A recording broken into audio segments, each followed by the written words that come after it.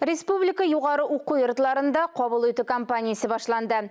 Абитуриентлар bir юлы 10 юнәлеш буенча 5 югары белем бирү учреждениесенә гариза бирә ала. Быел Казан федераль университетындагына да 7 меңнән артык бюджет урыны бар. Тулырак киләсе язмада. Кабул итү кампаниясының беренче көнендә Казан университетында гадәти булмаган тынлык, абитуриентлар аз. Гаризаларны дистанцион рәвештә сервислар ярдәмендә дә кабул итәләр. Абитуриент может зарегистрироваться на сайте «Буду студентом». Абитуриент «Буду студентом» сайтында теркәлергә мөмкин. Алар анкета тутыра, документларны беркетә. Безгә дә килергә мөмкин. Һәм өченче усул Россия почтасы аша. Документларның төп нөсхәләрен 3 августка кадәр тапшырырга кирәк. Быел Казан федераль университеты 14 мең студент кабул итә, ә бюджет урыннары саны 7 меңнән артык.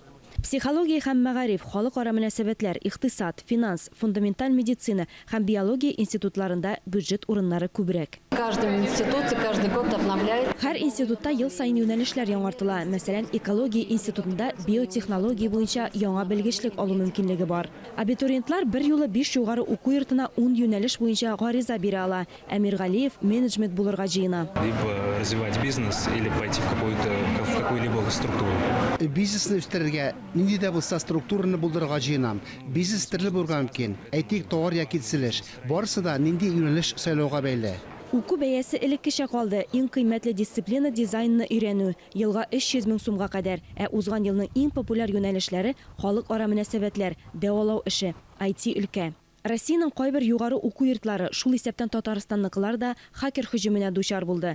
Югары уку йортлары сайтларына бер үк вакытта 13 меңнән артык адрестан мөрәҗәгать иткәннәр.